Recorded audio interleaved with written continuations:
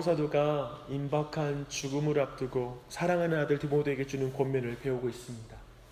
특별히 사도는 1장 6절로 14절 그리고 2장 1절로 13절에서 반복적으로 고난과 역경에도 불구하고 복음 안에서 인내하라, 복음 안에서 신실하라라고 우리에게 말하고 있습니다. 참으로 그때나 지금이나 복음 안에서 인내하는 것, 그리고 복음에 신실한 것이 어려운 것 같습니다. 사람의 힘으로 얼마나 많은 사람이 중도에 인내하지 못하고 포기하는지 모릅니다. 그리고 디모데후서는 이런 모습을 군사가 전쟁터에서 탈영하는 그 비겁한 마음으로, 부끄러운 마음으로 표현하고 있습니다. 주 안에 사랑하는 여러분, 우리 모두가 성도로서의 삶도 또 사역자로서의 삶도 우리가 한 가지 배우는 것은 탁월함과 실력이 중요한 것이 아니라 인내와 신실함이 참으로 중요하다라는 것을 깨닫습니다. 그래서 여러분, 자칫 속으면 안 돼요. 야, 우리 목사님 아니면 저분 어떤 사람이 탁월하다, 훌륭하다, 그런 칭찬보다 참으로 신실하다, 성실하다, 충성되다라는 말이 정말 극찬입니다. 그리고 그것이 우리가 사모해야 될 거예요. 우리 잘 알잖아요. 너무나 훌륭하고 탁월하게 사역했지만 나중에 변질되는 경우도 있고, 어느 순간 그 열정이 사그라들어서 그 가운데 꾸준하게 서지 못하는 모습을 얼마나 많이 봅니까? 중도에 탈락하는 모습 또한 얼마나 많이 우리가 보게 됩니까? 그래서 이 아침에 어쩌면 우리 모두가 속한 교회의 사역자를 위해서 구하되, 또한 직분자들과 자신을 위해 기도할 때 인내함과 신실함 가운데 복음 앞에 충성된 일꾼 되게 해 주시옵소서 라는 기도가 우리 모두 안에 간절하게 드려져야 될 기도 제목인 줄 믿습니다. 이제 사도는 계속 이어서 디모데가 주의 종으로서 감당할 일들을 14절로 19절의 말씀에서 이어서 말하고 있습니다. 사도는 디모데에게 말다툼을 피하라고 명령하고 있습니다. 이것은 복음과 함께 고난이 닥칠 때, 즉 외적으로 역경이 닥칠 때, 정말 내가 예상치 못한 힘든 일이 닥칠 때 가장 먼저 교회 안에서, 우리 신앙인들의 마음 안에서 논쟁이 일어나는 것을 말하고 있습니다. 그러나 여기서 우리는 모든 논쟁을 부정적으로 여길 필요는 없어요. 우리가 알다시피 베드로가 바울이 가식하는 베드로를 이렇게 논박하잖아요. 그것은 긍정적인 면이라고 볼 수 있어요. 그러나 무의미한 논쟁은 유익이 전혀 없고 도리어 듣는 자로 망하게 한다라고 말하고 있습니다. 무의미한 논쟁을 다툼이라고 불러요. 그리고 의미 있는 것을 우리는 논쟁이라고 말할 수 있겠죠. 그래서 사도는 계속해서 망령되고 헛된 말을 버리라고 16절에서 또 말하고 있습니다. 사도는 지금 왜 말과 된 권면을 이렇게 고난 가운데 인내함과 그리고 고난 가운데 신실하는 그 말하는 이 중요한 주제를 말하고 있는 디모데에서 첫 번째로 말하는 게 왜 이 말에 대한 것일까라는 것을 생각해 봅니다. 이 말에 대한 권면은 사실은 모든 서신서에서 되게 지속적으로 강조되고 있는 부분입니다. 그 이유는 하나님의 말씀을 전하는 사명과 이 말과 관련되기 때문에 그렇습니다. 하나님의 말씀을 전하는 사람이 자기를 증명하려고, 그리고 자기를 과시하려고 하나님 말씀을 사용한다고 한번 생각해 보십시오. 가볍고 헛된 말들을 막 섞어가면서 하나님의 말씀을 설명한다라고 생각해 보십시오. 그렇다면 말씀을 이용하는 입술이 되어버리면 그 입술에서 증거되는 말씀에 대한 권위가 떨어지는 거예요.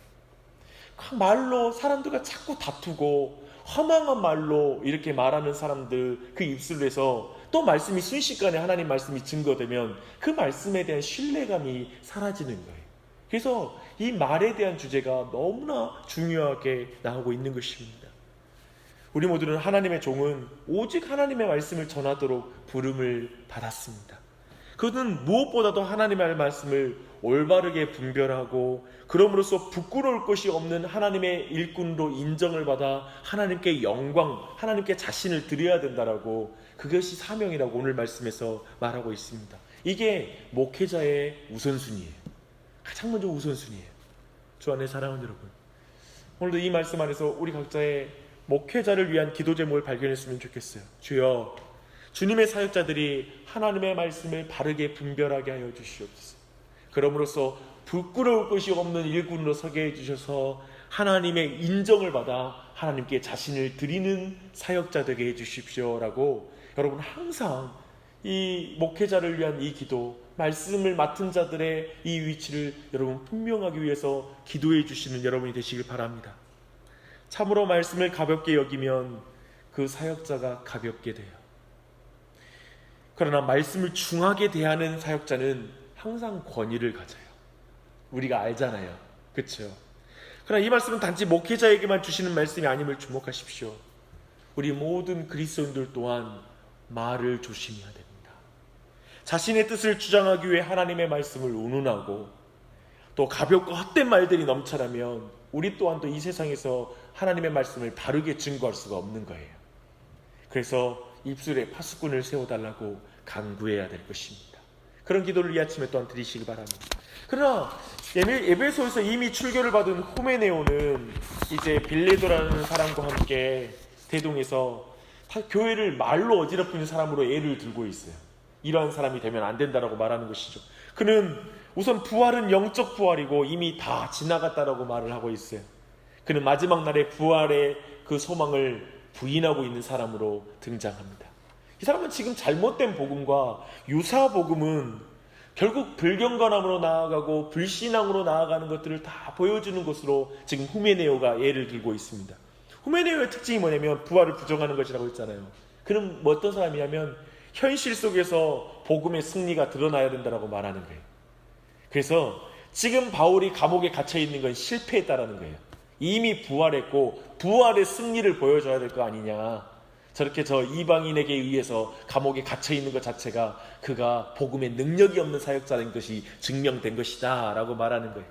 그래서 후메네오는 결국 이 모든 증거를 통하여 자신이 바울보다 더 탁월한 사역자이다, 나를 중심으로 모여라, 그렇게 자기의 의를 드러내고 자기 파당을 만드는 그런 사람으로 서 있는 것입니다. 그런데요, 19절의 말씀처럼 하나님의 견고한 터는 흔들림이 없이 서 있어요. 후메네오는 결코 하나님의 교회를 흔들지 못해요. 그래서 사도는 후메네오의 동조자들에게 말하는 거예요. 주의 이름을 부름으로 불의에서 떠나라 라고 이렇게 말하고 있습니다.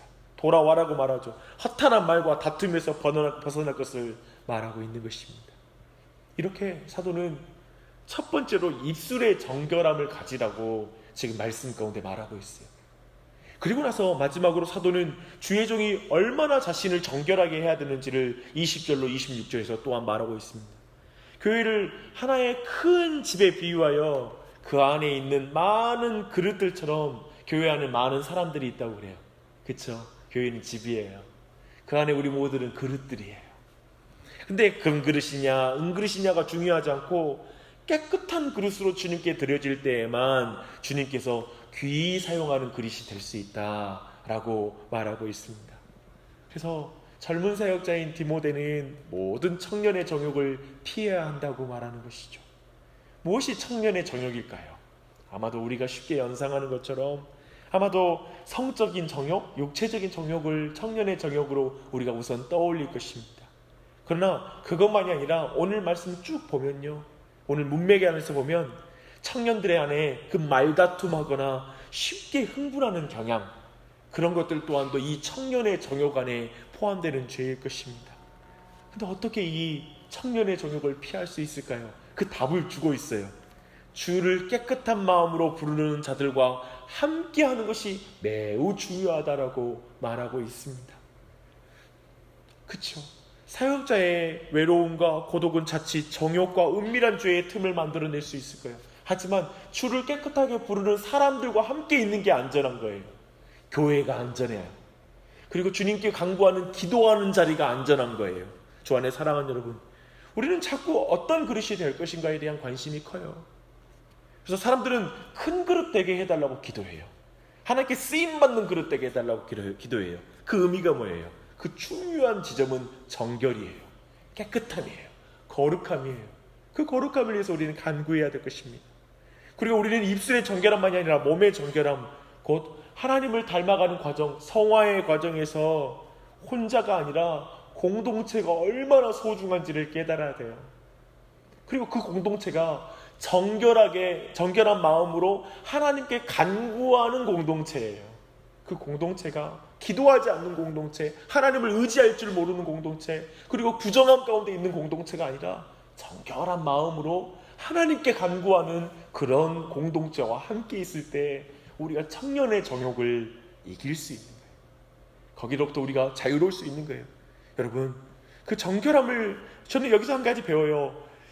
그릇의 크기를 강조하는, 중요하게 생각하는 사람은 공동체를 깨뜨려요. 그런데 그릇의 정결함을 강조하면 공동체에 대해 눈을 떠요. 공동체가 필요해요. 잘 생각해봐요. 공동체 중에서 내가 제일 큰 그릇이 되고 싶으면 경쟁이 생겨요. 그리고 이 공동체에서 내가 가장 크게 쓰임받겠다 생각하는 가운데 다른 사람을 무시해요. 그래서 공동체를 깨는 것이죠. 하지만 정결해야 돼, 큰 게 중요하지 않아, 정결해야 돼 하는데, 정결한 건 내 힘으로 안 되는 이야기예요. 성도들의 기도가 필요해. 다른 사람의 도움이 필요해. 나 혼자라는 정결하게 살 수 없다는 사실을 깨닫고 공동체와 함께 기도하며 그 일을 가야 된다고 믿는 거예요. 그래서 이 기도의 자리가 소중한 거예요. 이런 시야가 열릴 때 참된 성도들은 교회와 함께 의와 믿음과 사랑과 화평을 추구한다고 말해요. 이렇게 하면 디모데는 모든 사람들을 대하여 참고 가르치고 또 거역하는 자를 온유함으로 훈계할 수 있을 거예요. 할 수만 있다면 그들이 다시 하나님의 뜻을 쫓아서 다시 소명을 감당하게 하는 자리에 사역자로 설 수 있다는 거예요.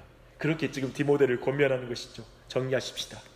우리를 청령의 정욕으로부터 정결하게 하는 것은 교회가 깨끗한 마음으로 주님께 다시 부르는, 주님께 기도하는 교회가 될 때 가능하다고 배웠습니다. 참으로 간절히 구해야 됩니다. 오늘 이 아침에도 간절히 기도하시게요. 온 교회가 주님께 청결한 마음으로 기도하는 교회가 되게 해달라고 간구하십시다. 주님을 의지하지 않으면 입술을 정결하게 하고 말다툼과 쉽게 흥분하는 경향을 이길 자가 아무도 없다는 사실을 기억하고 우리가 함께 기도하십시다.